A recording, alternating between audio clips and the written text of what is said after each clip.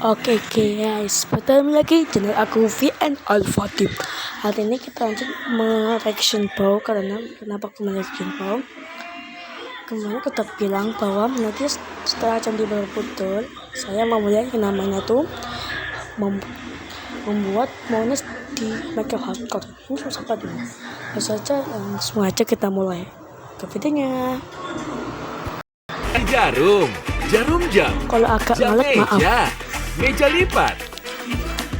Cari paling sulit harusnya. Jadi tinggal sisa 4 bagian lagi. Dan selanjutnya hari ini gue membuat monas di Minecraft Hardcore. Dan daripada ngebul di daratan seperti biasanya, gue bakal membuatnya di sini. So, pertama kita bakal ngebutin konkrit kuning dan hitam. Buat ngukur seberapa besar base untuk monumen nasional ya. Gue rasa gue masih punya beberapa blok di sini. Aha. Jadi sekarang mari kita ukur seberapa luas bangunannya. Gue menambahkan 82 blok di setiap sisinya. Jadi total diameter dari bangunan ini adalah 164 kali 164. Dan itu dia. Next, gue bakal membuat outline bagian luarnya.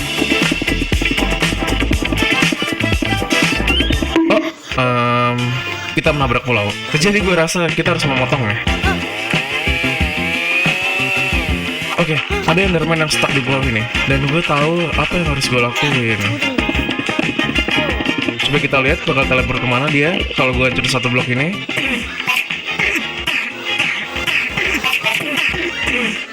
Oh, teleport kemana dia? Oke, dia teleport ke outline. Oh, gue gak sengaja lihat matanya. Lu gak bakal bisa nyentuh gue karena gue ada di air. Dan mari kita kelarin sedikit lagi outline bagian luarnya. Dan akhirnya outline bagian dasarnya pun udah jadi. Jadi bakal sebesar inilah ukuran dari base monasnya. Oh, kedekatan. Gue kurang mundur. Ini adalah penyu yang gue temuin di episode 1 Minecraft Hardcore series ini. Dan sekarang saatnya mengembalikan dia ke habitatnya. Sampai jumpa.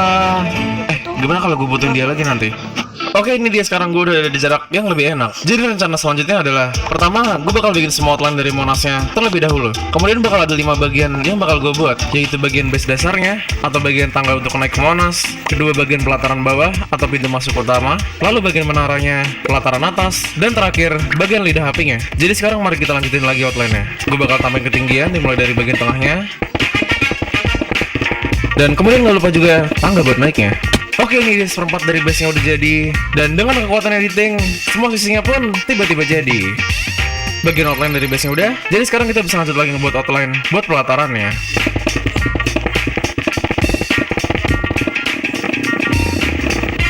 Oke, gue harus membuat sedikit curve atau garis melengkung di bagian sini. Gue bakal coba aja buat kayak gini. Semoga aja nggak salah. Oh, iya. Kok nggak kelihatan sama kayak referensinya ya? Oke.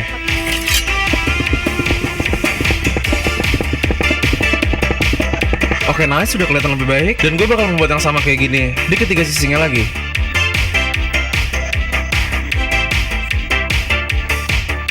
Nah, akhirnya bisa kalian lihat bentuk dari monasnya udah lumayan kelihatan. Selanjutnya gue bakal membuat bagian tower di tengahnya. Tapi seperti yang bisa kalian lihat, gue gak bisa ngeluarin kuning dan hitam buat outline-nya. Jadi sekarang mari kita menuju ke concrete farm gue sebentar yang terletak di end portal. Inilah dia tempat dimana gue ngedapetin semua bahan buat outline-nya. Tinggal taruh concrete powder. Dan bloknya bakal otomatis terduplikasi. Easy. Dan setelah FK 1 jaman, oke, ini semua udah cukup. Jadi mari kita lanjut lagi nge-build.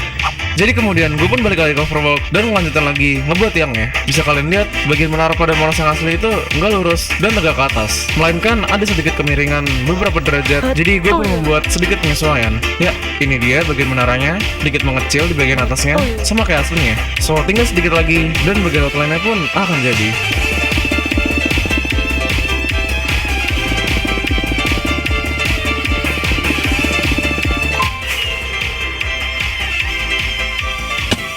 Sekarang gue lagi ada di puncak lidah apinya di ketinggian Y293. Hey, gue bisa lihat rumah gue dari sini. Jadi setelah bolak-balik ngebuild outline-nya dan grinding buat ngumpulin bloknya, inilah dia hasilnya setelah 4,5 jam ngebuild. Nah, kalau kayak gini kan udah lumayan bisa kebayang bentuk dari monasnya. Jadi gue udah banyak ngeliat referensi orang yang bikin monas di Minecraft dan ya agak kurang proporsional. So di video ini gue bakal mencoba membuatnya semirip mungkin sama aslinya. Itulah dia kenapa gue menghabiskan berjam-jam cuma buat bikin outline-nya aja. Sekarang gue bisa lanjut lagi ke rencana selanjutnya. Dari semua blok putih yang gue kumpulin, satu-satunya blok yang paling sesuai sama warna monasnya adalah quartz block ini. Yang turunan dari craftingannya bisa kita buat jadi smooth quartz block, quartz stairs, dan smooth quartz stairs. Tapi untuk mendapatkan quartz block tidaklah mudah. Kita nggak bisa nemuin quartz block nge-spawn random di alam. Jadi cara mendapatkannya adalah kita harus pergi ke nether, mainin nether quartz ore, kemudian kita dapat nether quartz mentah, gabungin 4 nether quartz, dan kita pun mendapatkan satu quartz block. Atau cara kedua, kasih kerjaan ke villager, pakai block stone cutter, kemudian dia jadi mansion villager, lalu kita jual baik batu ke dia sampai dapat emerald, lalu dia berubah jadi mansion level 1 ke level 5, kemudian baru kita bisa beli quartz block dengan harga 1 emerald per quartz block. Dan gue bakal ngebutuhin paling nggak 20.000 sampai 30.000 quartz block. Iya. Dan ada satu problem lagi, karena gue ngebuat monas ini di dekat base gue, jadi gamenya terasa agak nge-lag. Kalian tahu kenapa? Ya, gue udah nih. HP ku tadi jatuh. Untung nggak jatuh ke lantai. Jatuhnya ke kursi. Aman. Dalam villager farm ini selama lebih dari 1000 hari, dan sekarang mereka udah menghasilkan ratusan anak. Jadi gue pun punya ide. Gue pun menggali lubang di bawah villager farmnya, kemudian gue kelompokkan villagernya menjadi 10 villager per kelompok. Yang berarti sekarang gue memiliki 100 villager. Wow. Jadi biar mereka ngejual quartz block, gue harus nge-trade sama mereka sampai mereka jadi expert level 5. Coba gue bakal mulai trade. Oke, sekarang mereka minta clay. Jadi sekarang gue ngebutuhin banyak banget clay buat dijual ke villagernya. Untungnya kita bisa dengan mudah menemukan clay di dasar sungai rawa-rawa. Oke, harusnya 2 shulker box sudah cukup. Sekarang waktu yang nge-trade sama mereka.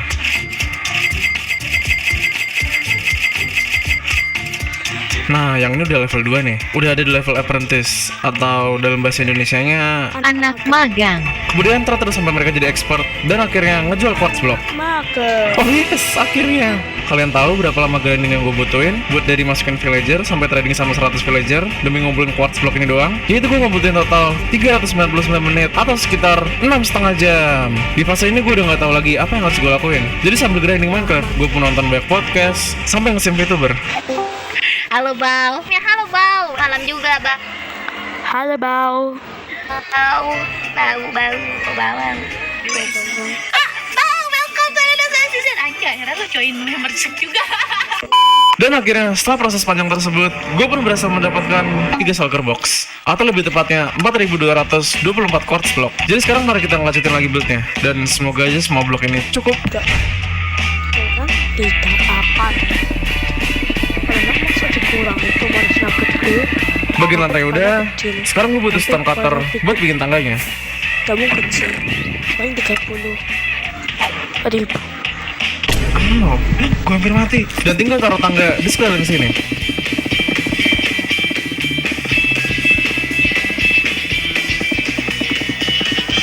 Wait, what? Udah habis bloknya. 6,5 jam buat grinding, dan habis cuma dalam 45 menit. Oke, nice, perfect timing, turun hujan. Kalau gue pakai cara yang tadi lagi, project ini kayaknya bakal mustahil buat dikelarin. Apakah gue akan menyerah di sini? Tidak kan? Jadi gue pun membuat rencana lainnya. Oke, jadi sebenarnya ada cara lain buat ngedapetin quartz block, yaitu mining nether quartz langsung dari netherworld. So sekarang yang perlu gue lakuin adalah Ya jangan lupa like, comment, and subscribe di channel Bau. gue nether quartz ore yang terekspos atau kelihatan di permukaan aja. 1 jam kemudian, dan gue pun baru ingat kalau bentar, gue kan punya totem farm ya. Oke, kita bakal balik ke overload lagi. Di perjalanan pulang, gue pun menjumpai piglin yang terjebak di atas blok. Jadi karena baik hati, gue pun menolongnya turun. Oke, mari gue bantu lo turun. Nice. Oke, jadi sebelumnya gue udah membuat video short, yaitu gue membuat totem farm di Lanjut. totem farm ini juga menghasilkan banyak emerald. Jadi cara kerjanya gampang. Pertama gue harus membunuh villager yang bawa bendera di atas kepalanya, biar gue dapat bed omen effect. Contohnya kayak abang-abang yang ngatuin ini. Lah, padahal gue nyentuh, tapi dia mati sendiri. Dan udah deh, tinggal AFK di totem farm ini selama 1 jam. Coba lihat deh, saking banyak XP yang gue dapat sampai pada ngumpul kayak gini. Dan saking OP-nya juga, farm ini bisa menghasilkan 17.000 emerald dan lebih dari 100.000 item lainnya dalam 1 jam. Dan setelah gue crafting, inilah dia emerald block yang gue dapatkan. Dan hanya dalam 3,5 jam, gue pun udah menukar 17.000 emerald dengan 10 shulker box quartz block. Ini pasti udah cukup, dan tanpa berlama-lama lagi, gue bakal lanjutin lagi kelarin base-nya.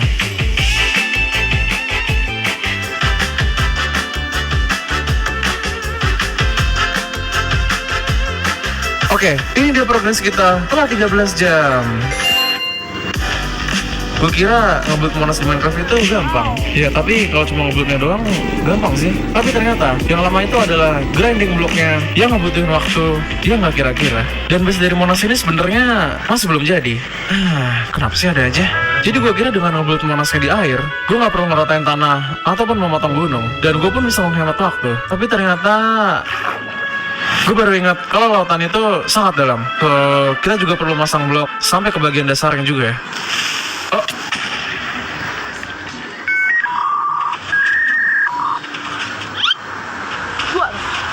Dan setelah AFK 1 jam, inilah yang gue dapat. Nice banget, cobblestone-nya udah kekumpul. Sekarang kita bisa lanjut lagi ngebikin base-nya. Gue bakal mempercepat footage-nya supaya kalian gak perlu ngabisin waktu selama 5 jam setengah nontonin gue naruh blok. And finally, hanya dalam footage beberapa detik, base-nya pun udah benar-benar jadi. Oke, satu bagian udah jadi. Dan ngebuat base ini adalah bagian yang paling sulit, harusnya. Jadi tinggal sisa 4 bagian lagi. Dan selanjutnya gue bakal membuat pelataran bawah atau pintu masuk utama pada Monasnya. Tapi kalian tahu apa? Quartz block gue tinggal sisa 2 shulker blocks lagi. Jadi intinya adalah gue ngabisin 3 jam lagi buat ngebeli quartz blocknya. Dan yeay, kita ngedapetin 10 shulker box quartz lagi. Sebenarnya nggak 10 sih, tapi gue tambahin 2 lagi buat jaga-jaga. Jadi sekarang gue udah bener-bener yakin kalau ini bakal cukup. Oke, let's go, kita lanjut lagi ngebuild.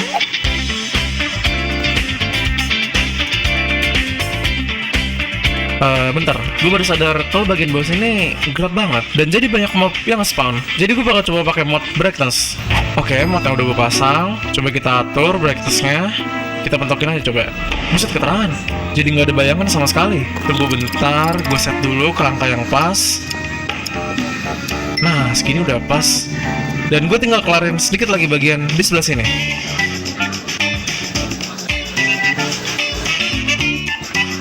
Nah, sekarang buat atapnya, gue nggak bakal pakai quartz block juga, tapi gue bakal pakai brick atau apa bahasa Indonesianya? Ah iya, bata, batu bata. Untungnya Mindset Villager ini ngejual batu bata, jadi sebenarnya dia adalah kokoh-kokoh penjual di toko material. Sekarang kita tinggal taruh aja batu bata di atas ini.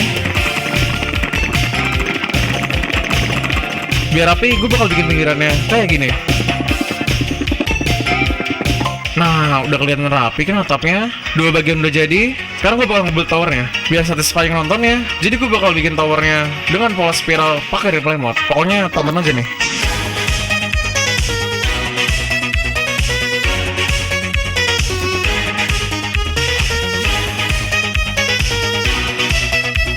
Oke, bisa kalian lihat bagaimana arahnya udah dan Monasnya pun hampir mau jadi. Biar bagian dalamnya nggak kosong kayak Candi Borobudur gua dan bangunannya bisa berfungsi kayak Ocean Monument gua yang gue jadiin Guardian Farm di bagian dalamnya, bakal gue jadiin Gold Farm aja biar ada gunanya. Sebenarnya di world ini gue udah pernah ngebangun Gold Farm di episode kedua, tapi Gold Farm ini cuma bisa menghasilkan 639 gold ingot per jamnya. Dan gue pengen nge-upgrade Gold Farm gue supaya bisa menghasilkan sampai 2700 gold ingot per jamnya. So, pertama gue bakal ngancurin gold farm gue yang udah ada terlebih dahulu. Dan gue bakal coba bikin contohnya dulu, bikin portal dan magma block buat tempat spawn zombie fight piglin ya. Jadi gue udah punya 1 shulker magma block. Dan buat ngebikin gold farm ini, gue ngebutuhin 7 shulker box lagi atau sekitar 13 ribuan magma block. Oke, harusnya ini bakal gampang karena gue udah punya pickaxe efisien 5. Dan setelah 2 jam ngumpulin magma blocknya, akhirnya gue udah punya 8 shulker box magma block. Dan gue juga ngebutuhin beberapa telur penyu. Ya, jadi gue balikin lagi farm penyunya karena ternyata gue ngebutuhin telurnya. Semua bahannya udah terkumpul. Sekarang gue bakal ngebuat platform buat spawnnya di sini. Bisa nggak lo nggak ganggu? Oh, mereka sangat cute. Tapi sorry, gue harus. Jadi gue pun terus membuat platform buat tempat spawn zombie fight piglin-nya layer per layer sampai akhirnya terdapat total 34 layer. Bikin portal di atas ini dan tinggal ngebuat tempat collecting itemnya aja. Dan gold farm-nya pun akan jadi. Setelah itu gue pun AFK dan menunggu zombie fight piglin-nya jatuh satu persatu ke tempat collecting item. Dan setelah 2 jam, inilah dia hasilnya. Gue bakal crafting semuanya jadi gold block, dan kita ngedapetin 588 gold block. Nice. Sebelum naruh gold block buat lidah monasnya, gue perlu ngelar sedikit lagi pelataran bagian atas. Tinggal gue ikutin aja outline yang udah gue bikin. Ini dia contoh bentuk buat pelataran atasnya, dan tinggal bikin sama kayak gini aja di setiap sisinya.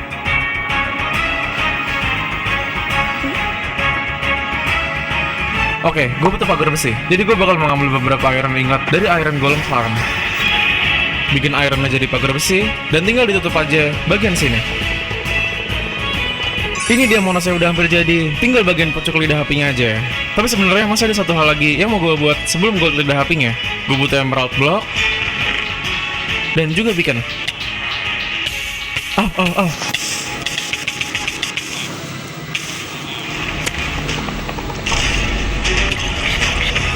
Nah, gininya kelihatan lebih keren.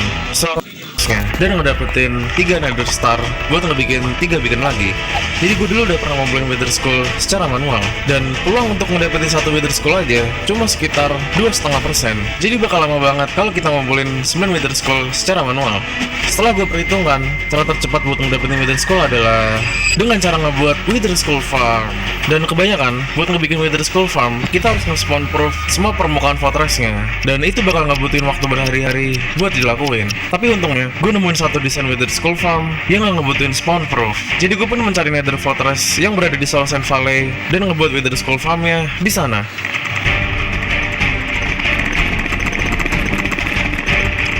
Wither Skull bakal spawn di platform yang udah kita buat, lalu mereka akan tertarik buat nyerang Iron Golem, kemudian dia masuk ke beberapa portal, lalu ngantri lagi buat masuk ke portal, dan berakhir di sini buat gue bantai. Jadi sekarang kalian tinggal menikmati replay mode 1 jam dari gue ngebantai Wither Skeleton-nya.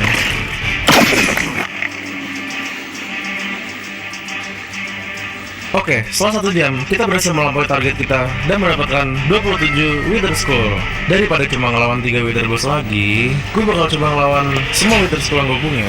Ini akan jadi final test, apakah gue worthy untuk membangun monumen nasional di Minecraft Hardcore. Sakit banget. Dia hampir ngebunuh gue. Tapi tenang aja, gue masih belum makan golden apple gue sama sekali. 1 Wither Boss bukanlah tandingan untuk netherite armor gue, tapi bagaimana dengan 2 Wither Boss sekaligus? Oke, mari kita.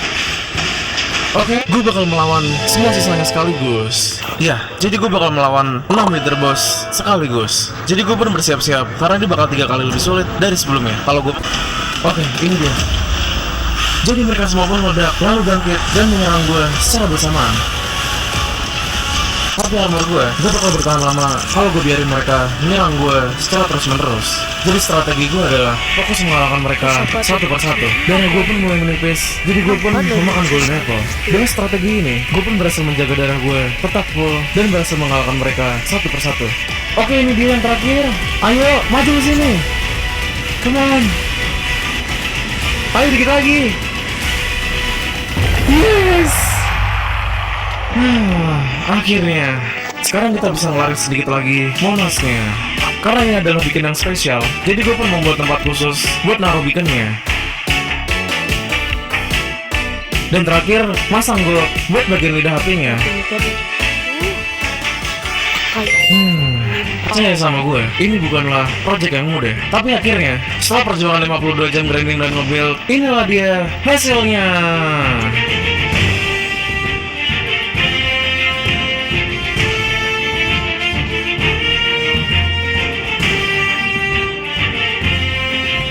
Oke, ini dia monasnya. Ini dia pemandangan monasnya.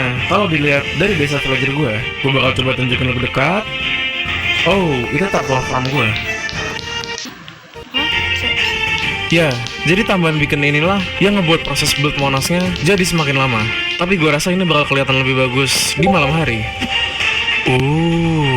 Ya, gue rasa worth it sih nge-build bangunan ini selama 52 jam. Sekarang mari kita lihat bagian dalamnya.